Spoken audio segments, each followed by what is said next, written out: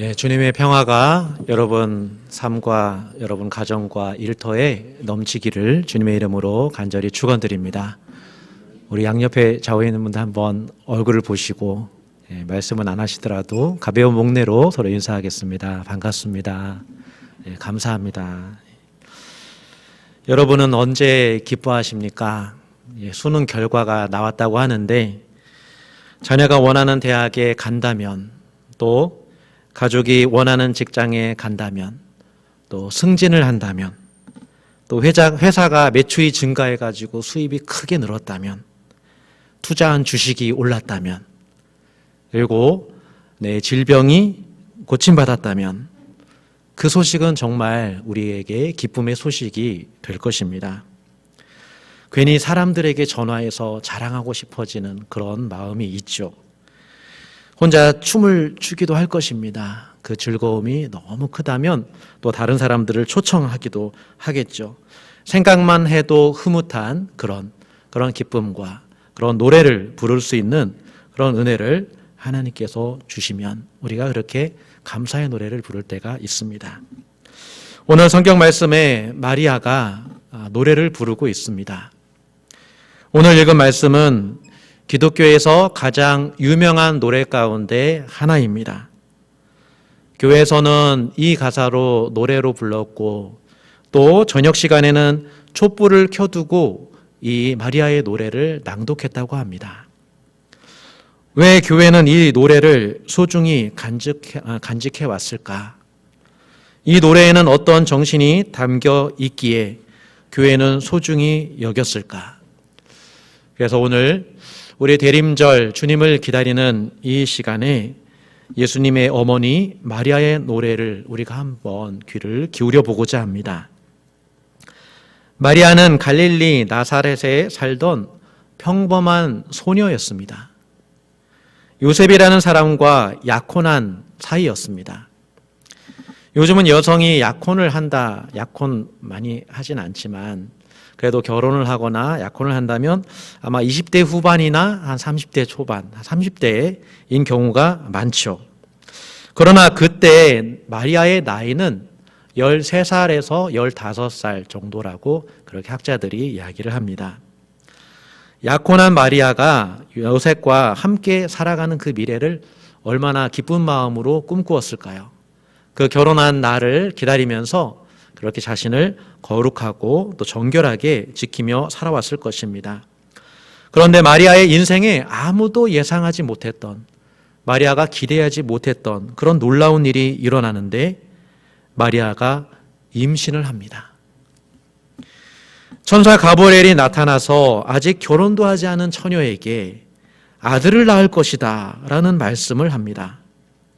누가복음 1장 30절에서 33절 말씀이 천사의 음성인데 한번 마리아의 마음으로 우리 한번 들어보겠습니다. 한번 읽으면서 우리 한번 듣는 마음으로 읽어보겠습니다. 시작. 마리아여 무서워하지 말라. 내가 하나님께 은혜를 입었느니라. 보라, 내가 잉태하여 아들을 낳으리니 그 이름을 예수라 하라. 그가 큰 자가 되고 지극히 높으신 이의 아들이라 일컬어질 것이요 주 하나님께서 그 조상 다윗의 왕위를 그에게 주시리니 영원히 야곱의 집을 왕으로 다스릴 것이며 그 나라가 무궁하리라. 왕이 날 그 소식을 이 어린 갈릴리 소녀에게 전해주고 있습니다. 어린 소녀가 감당하기에 너무도 벅찬 말입니다. 하나님께서 말씀하셨던 메시아에 대한 약속이 이 갈릴리 어린 소녀에게 주어졌기 때문이죠. 어린 마리아는 놀라고 혼란스러워합니다. 처녀가 아들을 낳는다니요. 하나님의 역사하심은 이렇게 예상하지 못한 사람에게 예상하지 못한 때에 찾아오십니다. 마리아가 임신하면 감당해야 될 일이 무엇일까요? 갈릴리 나사렛이라는 동네가 크면 얼마나 클까요? 한 집 건너 다 사람들의 삶을 아는 그런 동네입니다. 마리아가 요셉과 정혼한 줄 온 동네가 다 알고 있습니다. 더군다나 그곳은 모세의 율법에 따라 그렇게 약혼한 사람이라면 결혼할 때까지 정결하게 자신을 지켜야 될 의무가 있는데 그렇게 하지 못하면 정말 처벌을 받을 수가 있었습니다. 갑자기 이 마리아가 미혼모라는 자신의 인생을 받아들여야 될 상황에 처해 있습니다. 한 가정에 아이가 생기면 축하해 줘야 되죠. 하나님께서 생명을 주셨고 그 생명을 기다렸기 때문입니다. 그러나 이 마리아의 임신은 환영받을 수 있었을까요? 마리아의 상황만 보면 이건 정말 기뻐할 수 없는 일입니다. 그러나 하나님의 말씀 앞에 선 마리아의 자세는 참 놀랐습니다. 천사가 하나님의 모든 말씀은 능하지 못하심이 없느니라 라고 말씀하셨을 때 마리아는 주의 여종이오니 말씀대로 내게 이루어지이다 이렇게 대답합니다. 마리아가 주님의 말씀 앞에 자기의 상황을 먼저 생각하지 않았습니다. 내가 미혼모가 됨으로 겪어야 될 아버지와의 그 관계, 그리고 장차 남편이 될 그 요셉과의 관계를 이렇게 먼저 생각하면 이 은혜가 너무도 두렵고 이 하나님의 뜻이 이루어지지 않기를 그렇게 바랐겠죠. 그러나 마리아는 그렇게 하지 않았습니다. 하나님의 말씀 앞에, 하나님 앞에 자기 자신을 주의 여종이다, 주의 여종으로 자신을 고백하며 하나님께 나아갔습니다. 하나님께 나아가는 믿음은 아주 단순합니다. 하나님께서 나에게 주신 말씀, 하나님이 나에게 주신 그 말씀의 능력, 그것을 믿고 자기 자신에게 그대로 이루어지기를 바라는 그 마음으로 나아가는 것입니다. 거기에는 대가를 치르겠다는 그런 결단도 있는 것이죠. 내가 이런 상황, 저런 상황, 이런 가운데 있지만 그러나 그 뜻이 하나님이 원하신다면 그 말씀이 내게 이루어지기를 원합니다. 마리아는 다가올 두려움을 알면서도 하나님의 말씀을 받아들였습니다. 하나님이 이 놀라운 역사에 친족 엘리사벳도 함께 있음을 알려줍니다. 이 엘리사벳이라는 사람은 본래 임신하지 못하고 그렇게 늙어버린 그런 여자였습니다. 그런데 그 여자가 벌써 잉태한 지 6달 되었다는 그런 소식을 마리아에게 들려줍니다. 천사가 하나님의 모든 말씀은 능치 못함이 없느니라 라는 이런 말씀을 덧붙이면서 이 말씀을 마리아가 듣자마자 이 일을 확인하기 위해서 빠른 걸음으로 엘리사벳을 찾아갑니다. 마리아는 하나님이 하신 일을 확인하고 싶었던 것이죠. 어떻게 그 부림의 그 늙은 여인에게 어떻게 임신하는 그런 일이 일어날 수 있을까? 마리아가 도착하자 엘리사벳에게 이상한 일이 일어났다라고 기록합니다. 마리아가 문안하는 소리를 듣자마자 이 엘리사벳은 성령이 충만해져 가지고 마리아를 축복하기 시작합니다.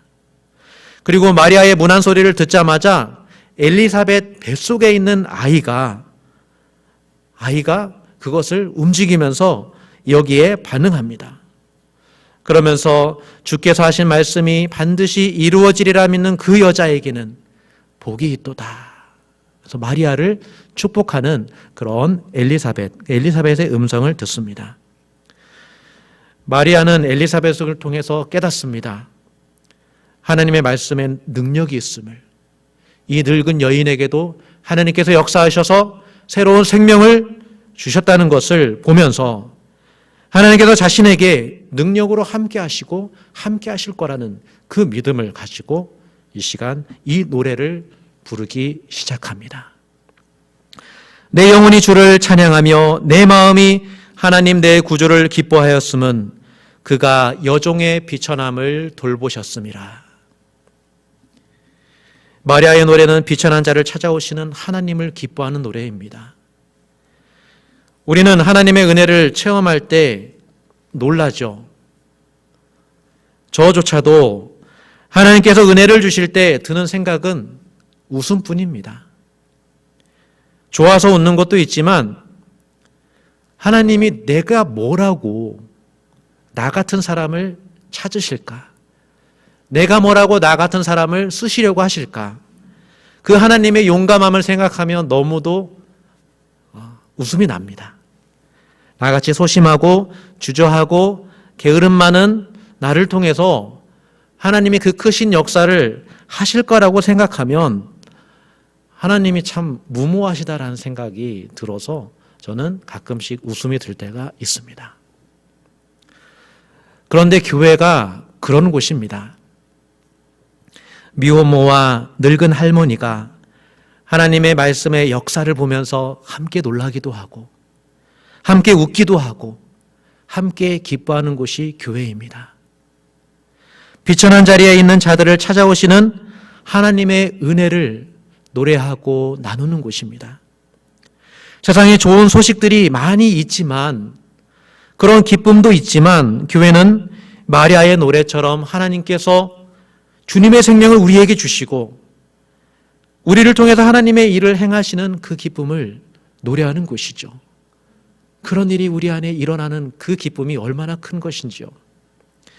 그리고 혼자가 아닙니다. 마리아는 엘리사벳에게, 엘리사벳은 마리아에게 각각 생명으로 역사하신 하나님의 능력을 서로 증언하며 기뻐하고 있습니다. 서로 축복하고 있습니다. 교회가 그런 곳이지요. 내게 주신 하나님의 생명, 그 서로가 받은 그 생명 때문에 서로를 축복하고 서로에게 하나님의 역사가 이루어지기를 바라는 그런 마음이 있는 곳이죠. 그 안에 위로가 있습니다. 그 안에 은혜가 있습니다. 하나님께서 우리 가운데 예수님의 생명을 주셨습니까? 그러면 노래해야 합니다. 그러면 우리는 찬양해야 합니다. 교회는 믿음으로 잉태한 새 생명을 받은 사람들이 두려움 가운데 떨지만 그러나 한편으로 나에게 찾아오시는 그 하나님의 역사를 기뻐하며 노래를 부르는 바로 그런 공동체입니다.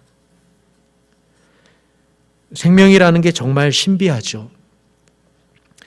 아내가 아이를 셋 낳는 동안 아내는 매번 입덧을 심하게 했습니다. 무슨 일이 일어났는지 그 여성의 몸이 다 알더라고요. 당장 알진 못하지만 몸이 불편함을 바로 느끼게 됩니다. 하나님의 생명이 우리 안에 심겨지면 우리는 알게 됩니다. 내 안에 그리스도께서 사시는 것이라.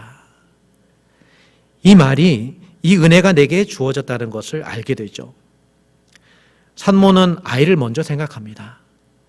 아이가 생기면 산모는 아이를 위해서 아이를 먼저 생각하는 것처럼 이 신앙인은 예수님의 생명을 소유한 순간부터 이 예수님을 먼저 생각하는 사람이 됩니다. 이 예수님이 원하시는 것, 이 예수님이 우리에게 원하시는 바로 그것을 우리는 생각하는 사람, 그런 사람이 되는 것이죠. 이제 마리아의 마음이 달라졌습니다. 예전에는 그냥 홀로 살던 그런 여인이었지만 이제 마리아의 몸에는 예수 그리스도가 잉태되었습니다. 마리아 안에 잉태한 하나님의 아들 예수님을 향해 마리아의 마음이 향해 있습니다. 하나님께서 예수님을 통해 행하실 그 미래를 이제 마리아는 노래합니다. 그 꿈은 하나님께서 아브라함과 그 자손에게 약속한 그 하나님께서 말씀하신 그 축복을 주는 것이죠. 그런데 하나님은 그런 일을 어떻게 하시는가? 그 하나님의 일하시는 방법이 누가복음 1장 49절에서 53절까지 보면 거기에 나와 있는데, 첫째는 하나님은 하나님을 두려워하는 자들에게 영원토록 긍휼과 사랑을 베풀어 주십니다. 두 번째로 하나님은 마음에 교만한 그런 생각을 가진 그런 교만한 자들을 흩으십니다. 또 세 번째로 권세 있는 자를 그 위에 내리치시고 비천한 자를 높여주십니다. 그리고 네 번째로 줄인 자는 좋은 것으로 주시고 부자는 빈손으로 내보내십니다. 먼저 하나님은 마음의 교만한 생각, 마음의 생각이 교만한 자를 흩으십니다. 이 말씀에서 우리가 한번 마음의 생각이 교만하다는 것이 무엇일까 한번 생각해 보고자 합니다.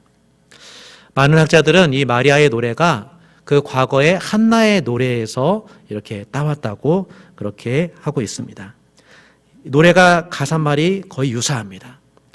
그렇다면 마음의 생각이 교만한 자, 이런 사람은 엘리의 두 아들, 그 제사장 가문, 하나님을 모르는 종교 지도자들, 그들을 예로 들 수 있습니다.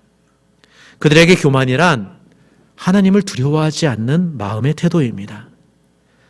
하나님께서 높이 쓰임받을 수 있도록 제사장이라는 그런 지위와 권세를 주셨지만 그 지위와 권세에 눈이 멀어가지고 하나님을 알지 못합니다. 두려워하지 못하고 있습니다. 복을 전해야 될 사람이 복을 가로막고 있죠. 그 복을 다 자신들이 가로채고 있습니다. 엘리와 두 아들들은 성전에서 재물이나 탐내고 있었습니다. 그리고 성전에서 수종 들던 여인들과 동침하는 그런 일을 두려움 없이 저지르고 있었습니다. 결국 이 둘은 하나님께 벌을 받았죠.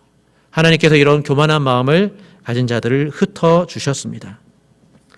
마리아의 당시 살던 그 당시의 종교 지도자들도 이와 다르지 않았습니다. 그들은 종교 권력자들인데 이 율법주의라는 이 종교, 이 권력으로 백성들을 다스렸습니다. 그런데요, 겉으로는 정말 경건한 선생인 것처럼 금식도 하고 앞서서 기도하고 그렇게 보였지만 실제로 예수님이 보기에는 그들은 율법을 지키지 않는 그런 사람들이었습니다. 눈먼 장님이면서 지도자 노릇한 것이죠. 그러면서 갈릴리 출신이라는 사람들은 다 촌놈이라고 놀리면서 인정하지 않는 그런 콧대 높은 사람들이 예루살렘 종교 지도자들이었습니다. 하나님의 아들 메시아가 거기에서 났나요? 아닙니다. 그 영광스러운 예루살렘 권세 있는 집안으로 오시지 않았습니다. 오히려 갈릴리 나사렛이라는 이런 동네, 그리고 어린 소녀, 비천한 한 여인, 그에게 찾아오셔서 그와 함께 하시고 그를 높여주십니다. 하나님은 교만한 종교 지도자들을 내리치실 것입니다. 마음에 교만한 자들과 권세자들을 하나님은 흩으실 것입니다.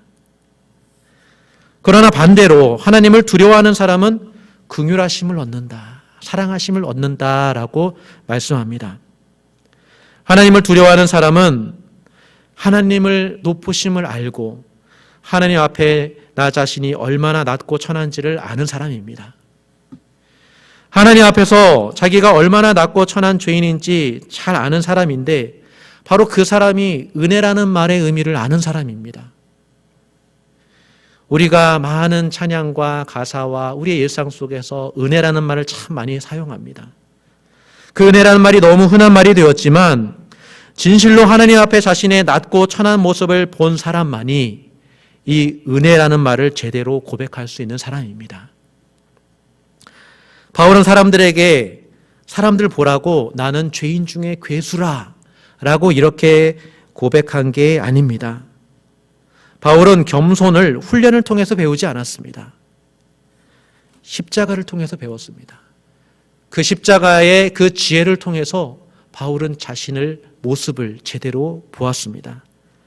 내가 얼마나 낮고 천한 죄인이었으면 그 존귀하신 예수님께서 낮고 천한 십자가에서 죽으셨을까?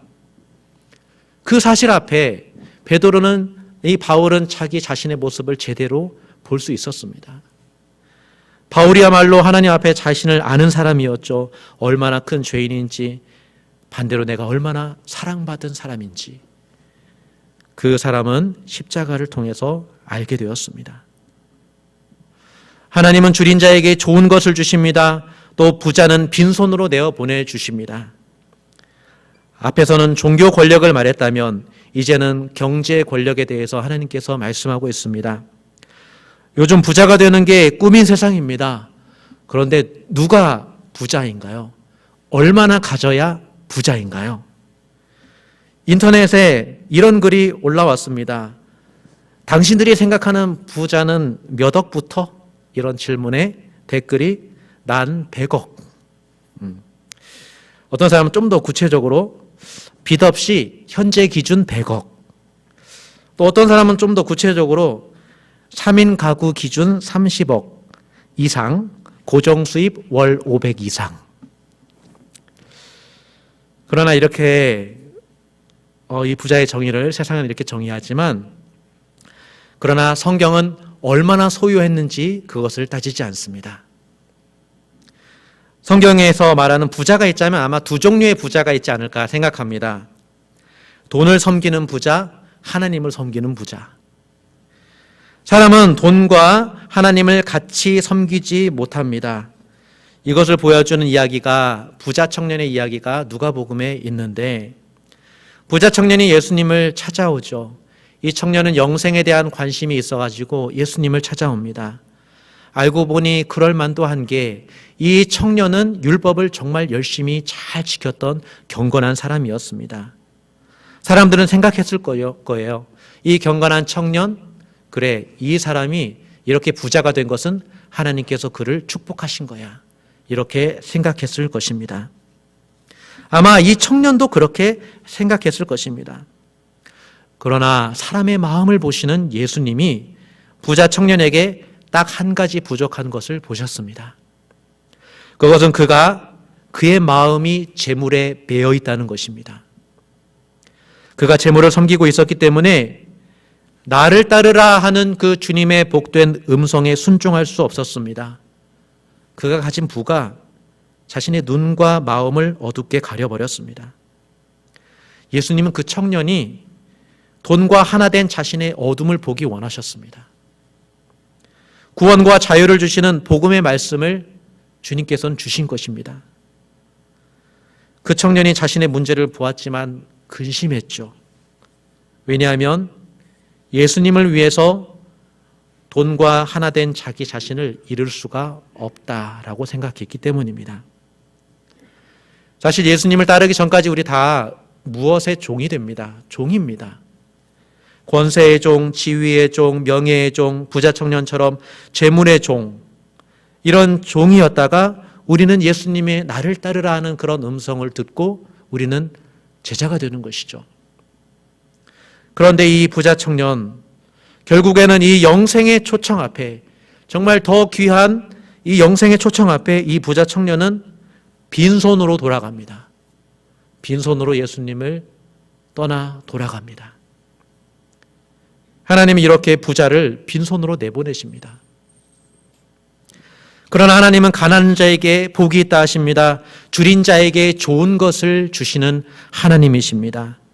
삭개오는 부자였죠. 그러나 예수님을 만난 후에 이 재물을 가난하고 줄인 자들에게 나누어 주었습니다. 삭개오가 하나님을 안 뒤에는 이 삭개오는 하나님의 일을 하게 된 것입니다. 삭개오는 재물을 잃었지만 그러나 주님을 얻었습니다. 그는 주님을 얻고 진정한 부자가 되었습니다. 하나님을 두려워하는 사람은 그 사람이 아무리 부자라도 그 자신이 아무것도 가진 것이 없음을 너무도 잘 알고 있습니다. 언제든지 하나님이 빈손으로 만들 수 있기 때문에 그 하나님의 그 두려움을 알기 때문에 하나님 앞에 겸손해질 수 있는 것이죠. 재물을 쌓아두지 않고 그 사람은 교만해하지 않습니다. 그는 하나님의 손이 되어 줄인 자를 배부르게 하는 그 일에 기쁨으로 참여하는 사람이 될 수 있습니다. 사랑하는 성도 여러분, 교회는 지난 수천 년간 이 마리아의 노래를 소중히 여기고 노래해 왔습니다. 교회는 하나님의 생명의 역사가 숨쉬는 곳입니다.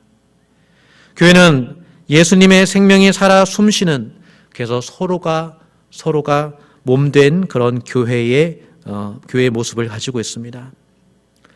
그런데 교회 안에는 부자도 있고 가난한 자도 있습니다.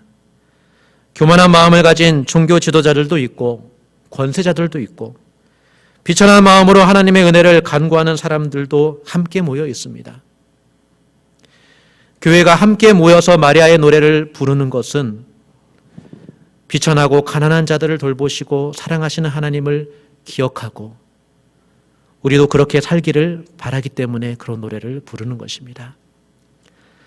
교회는 부자와 권세자들이 은혜를 입고 하나님을 두려워하는 마음으로 복의 통로의 사명을 감당하기를 노래했습니다. 가난한 자와 줄인 자를 찾아오신 예수님처럼 교회는 가까이 있는 형제와 자매, 이웃의 그 줄임과 배고픔과 가난에 관심을 기울이도록 이 노래를 불렀습니다. 이것이 마리아와 함께 노래하는 교회의 모습이고 하나님이 원하시는 교회의 모습일 것입니다. 세상은 부와 권세를 추구하고 있습니다. 그러나 이 세상 속에서 교회는 이 노래를 붙잡고 하나님의 마음을 잃지 않으려고 그렇게 이 말씀을 붙들었습니다. 마리아의 노래는 특히 저녁 시간에 낭송되었습니다. 이것은 무슨 의미를 말하는 것일까요? 교만한 자들, 부자들이 하나님을 두려워하지 않는 이 세상 속에서 교회는 비천한 자들과 함께, 가난하고 줄인 자들과 함께 그 힘든 저녁 시간, 그 시간들을 그 이후에 주님께서 열어줄 새 날을 기다린 그런 마음으로 이 노래를 같이 불렀습니다. 사랑하는 성도 여러분, 말씀을 마칩니다. 오늘 살아가는 우리는 어떤 노래를 불러야 할까요?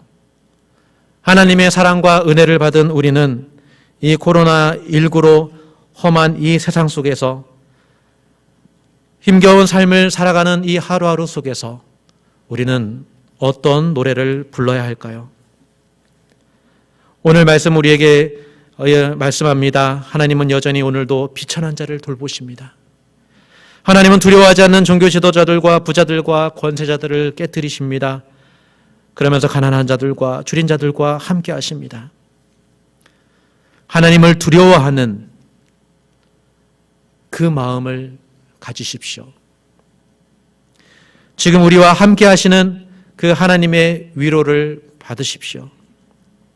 내가 받은 은혜를 가지고 마리아와 함께 노래하고 마리아와 함께 기도하며 하나님의 나라, 우리 안에 주신 예수님의 생명이 이 땅에 이루어져 우리가 복된 통로, 그런 교회가 될 수 있기를 기도하고 바라는 우리 뉴라이프 온 성도 여러분 다 될 수 있기를 주님의 이름으로 간절히 축원드립니다. 기도하겠습니다. 살아계신 하나님 아버지, 내림절 셋째 주 주님의 말씀을 듣습니다. 오늘 말씀을 통해 가난하고 겸손한 우리들을 위로하여 주시옵소서. 세상 때문에 마음이 상한 자들을 주님께서 위로하여 주시고 교회가 비천한 자를 돌보시는 하나님과 함께 노래하며 기도하는 그런 교회가 되게 하여 주시옵소서. 가난한 자, 줄인 자와 함께 하여 주시고 그들을 돌보시는 하나님을 섬기는 귀하고 복된 교회, 그 하나님의 나라를 꿈꾸는 교회 되게 하여 주시옵소서. 감사드리며 예수님의 이름으로 기도드립니다. 아멘.